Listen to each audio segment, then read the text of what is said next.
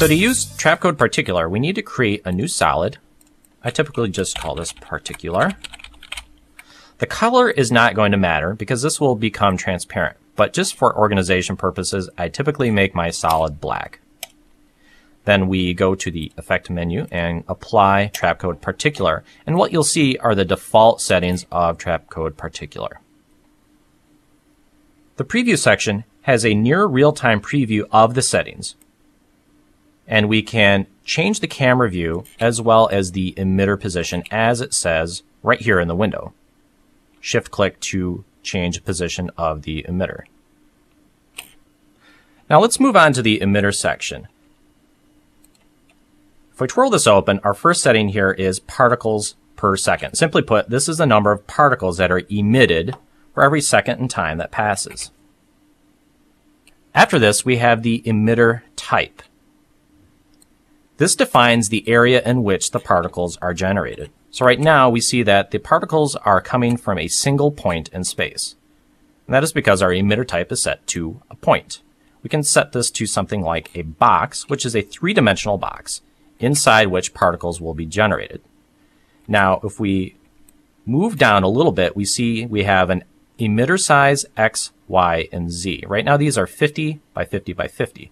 This is in pixels. So right now we have particles emitting inside a 50 pixel box. If I set this to something like 500, we'll see that we have particles emitting in a much larger area. I'm going to set this down to 100. Next we have a sphere emitter, which is almost identical to the box emitter. It's just that it is a spherical shape rather than a box shape. But we still have control over the X, Y, and Z dimensions of the spherical emitter. Next, we have a grid emitter, which emits particles simultaneously on several points in a grid formation. Now, we don't see this very well right now.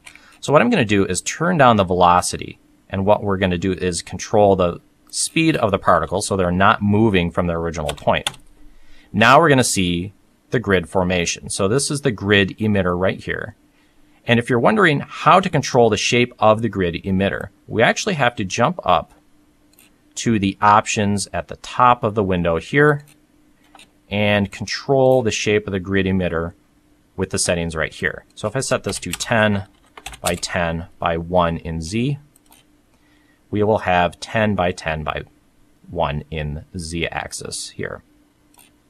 I can still control the size with the emitter X, Y, and Z right here.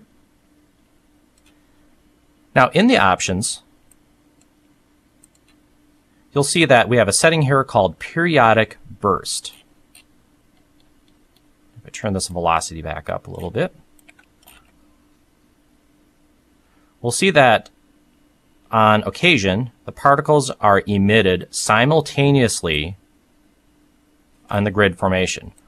One other option we have is to set this to something called traverse. And what this is going to do is emit one particle at a time. Again, I'll turn this velocity down. And it's moving down the grid rather than emitting simultaneously on the grid. The next emitter type we have is a light emitter.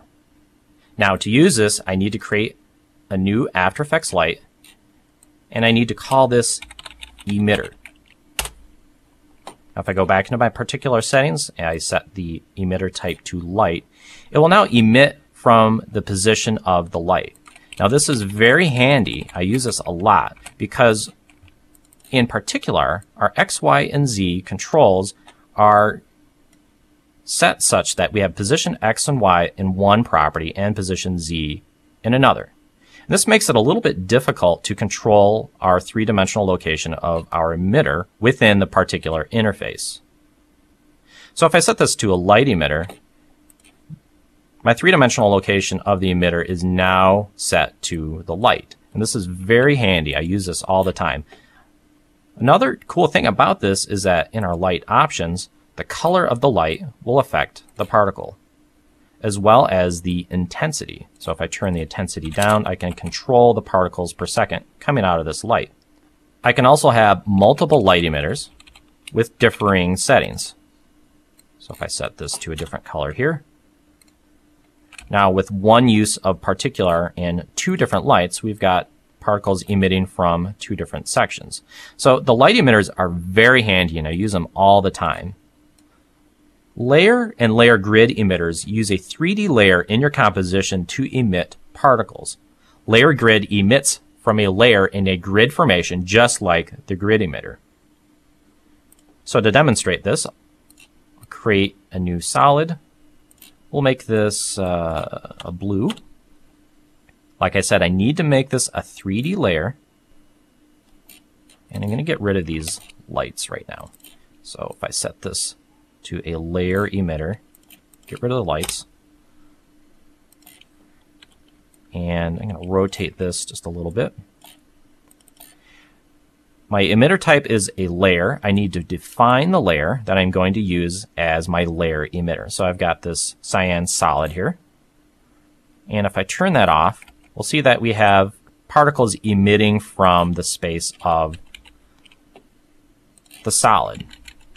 We'll cover this in much more detail later on.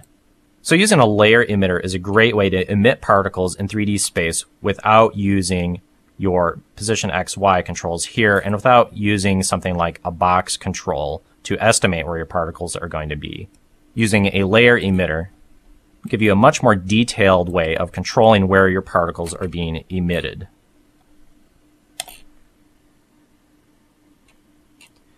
So I'm going to reset this emitter type back to the default setting of point, and I'm going to get rid of these extra elements here. Let's move on to the other settings here. So first, I'm going to reset my settings back to the default settings of particular.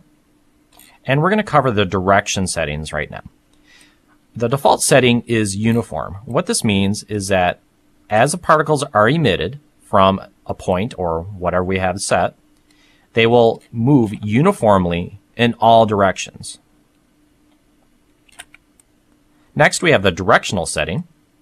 And you can think of this sort of like a fountain or fire hose emitting particles in one specific direction. Now, you may need to adjust the rotation settings to see which direction it is actually emitting. So I'm going to rotate this 90 degrees in one direction, and we can see that it is emitting in a specific direction rather than uniformly like we had before. Bidirectional setting is very similar to direction, but emits in two completely opposite directions, always 180 degrees from each other in three-dimensional space. The disk setting emits particles outward, but only in two axes, creating sort of a disk shape. The outward setting is a little bit tricky to understand, because at first it might seem completely identical to the uniform setting. And in fact, if your emitter type is set to point, it will be completely identical. I'll set this to a box setting for now, and change my emitter size to a little bit bigger, 100 in each direction. Now, if I have this set to uniform, if we zoom in a little bit, we can see that as particles are being generated, they're moving in random directions. They might move to the left or to the right. They might move toward the center or away from the center. It's completely random. However, if we set this to outwards, particles are always going to move away from the center.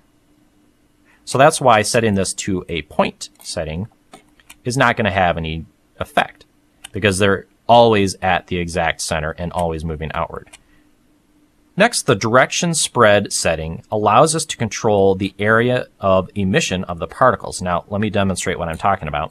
I'm going to set this to a directional emitter, and we'll rotate this 90 degrees. Now, I'll tap the tilde key to see the full screen particular interface. We can see that this is called the direction spread, and it's in a percentage.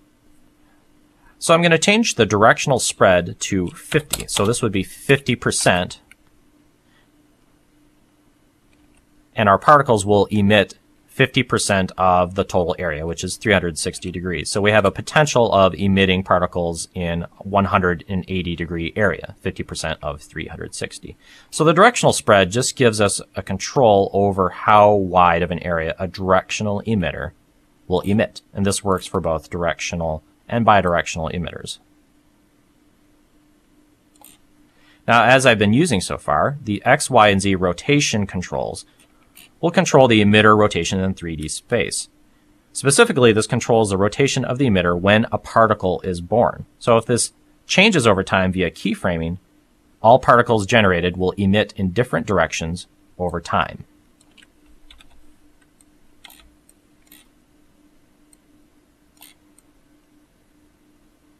So if I change this via keyframing, we'll see that the rotation is at the time of the particle birth.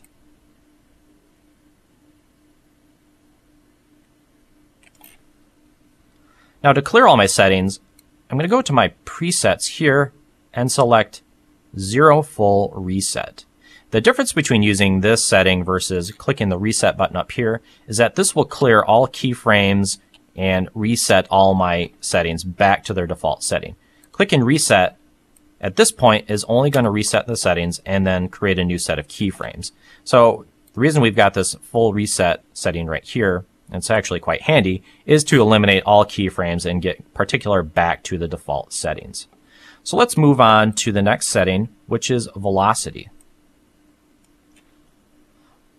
Velocity value represents the number of pixels any given particle will travel in 1 second. So the higher the value, the faster the particle will move. Velocity random adds a randomness factor to the velocity of each particle, and it can either increase or decrease the particle velocity. Velocity from motion allows us to have the particles inherit the velocity of the emitter if the emitter is in motion. So let's demonstrate this. I'm going to animate the position XY over time. So I'll have this move from one point to another to another. So the emitter moves to the right and then moves down. In fact, let's have this move fairly quickly. Velocity from motion allows the particles to inherit the velocity of this emitter as it moves. So if I turn this up,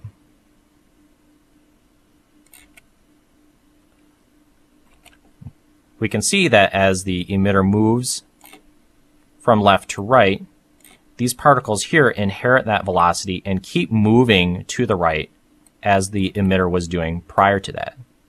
And then as it moves downward, it will also push the particles in a downward direction. We can actually set this to a negative value so that the particles will actually move in the opposite direction of the emitter motion.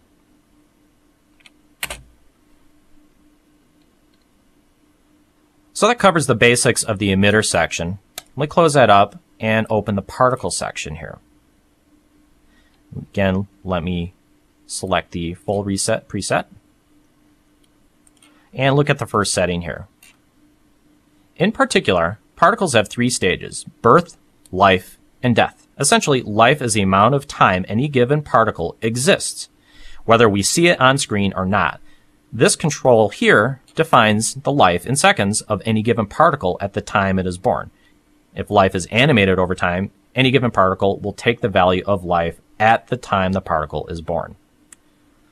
The life random setting can randomly increase or decrease the life of a particle. And this is a percentage setting. So a setting of 100 can potentially double the lifespan, or it can greatly decrease it, but will never result in a lifespan of 0. Now here we see a pop-up of particle types to use. Sphere and glow sphere are simply 2D spheres that become the particle image. Below this setting, we see a sphere feather. This is a 0 to 100 value that defines the feathering or gradation of the transparency of these particles.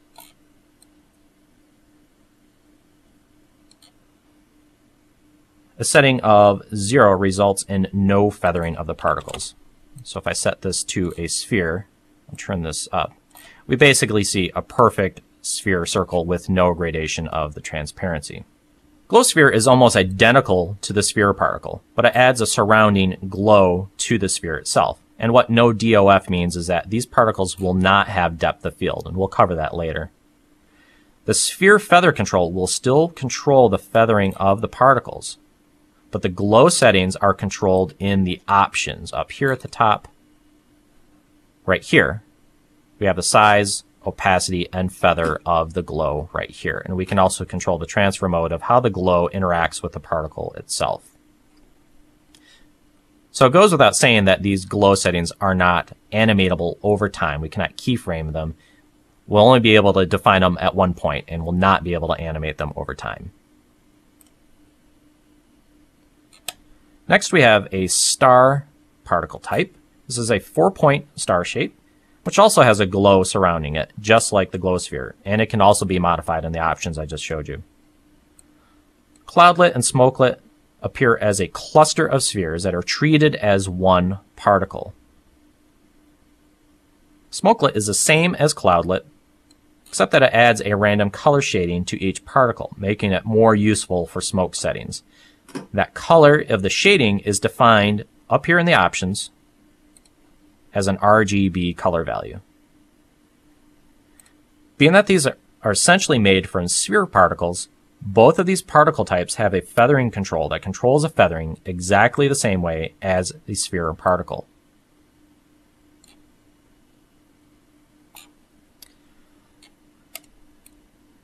Now, the custom particle types are where things really open up and we can use anything we want as a particle, even create multiple particle types to be used within one particle generator. Now, we're going to cover these in great detail later on, but now just understand that custom colorize, and custom fill allow us to use a layer in After Effects as a particle type. And as I said, we'll cover this in great detail later on. Let me reset my settings, and I'll set my particle type to star. Rotation defines the angle of any given particle at the time of its birth. So if I were to animate this over time,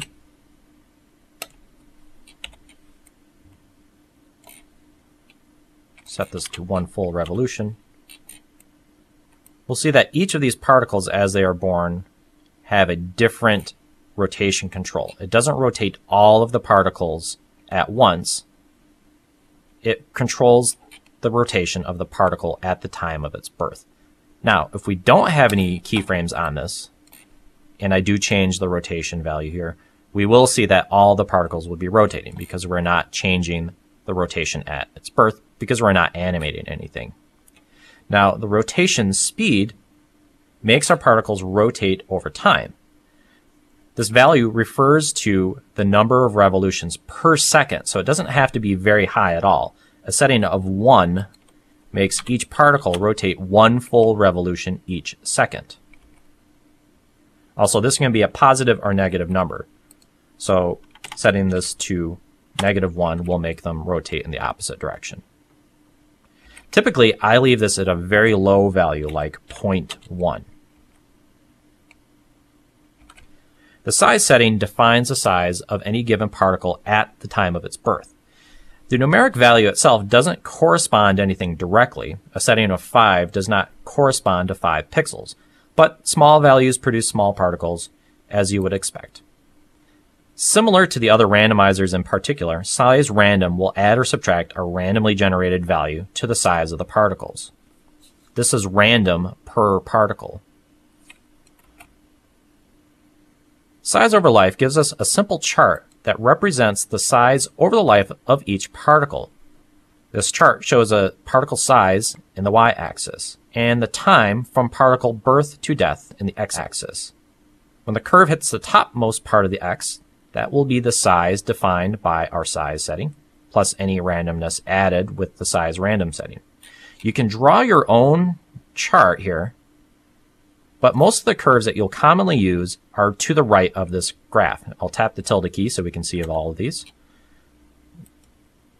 We have a linear graph like this. We have one that allows it to fade up and down. We also have sort of a bell curve like this. And we have a curve that has an abrupt drop here at the end.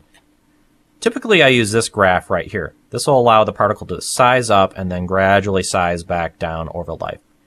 This gives a very natural feeling to how the particles size over time, especially when we're creating settings like pixie dust wipes and all that, which we'll do in our first example.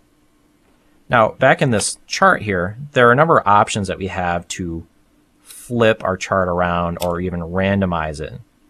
And there's also a smoothing function here to smooth out any charts that you might draw manually by hand. There's also a copy button, so you can copy this and paste this between other charts that share the similar setup.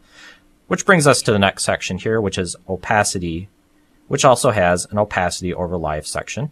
And I could paste that chart right into the opacity over life.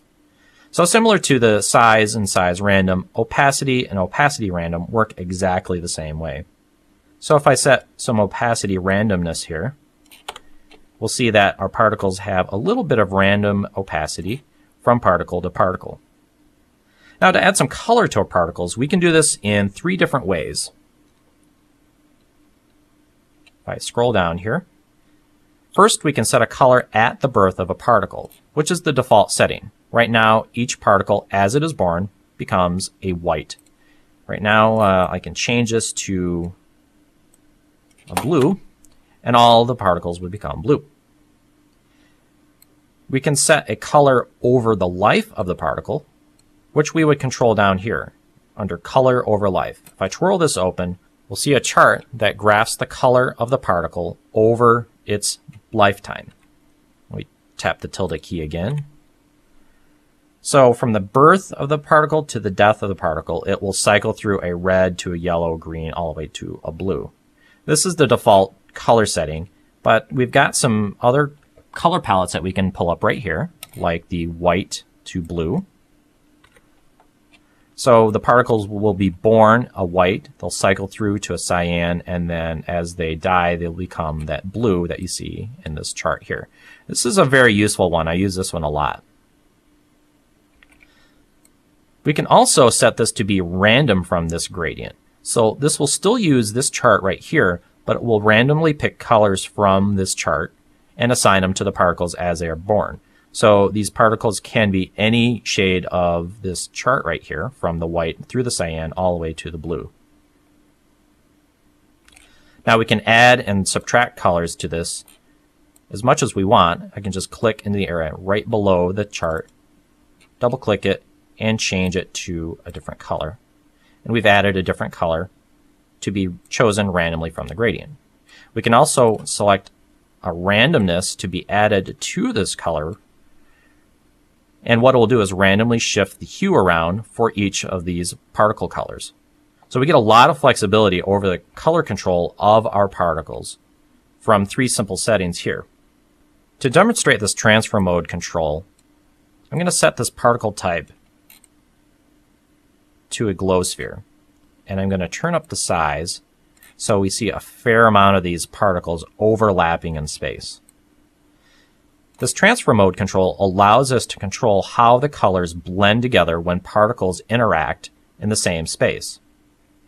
Right now it's set to normal. Now if I set this transfer mode to add, the particle colors will interact using an add transfer mode, or a blending mode as it is called in After Effects.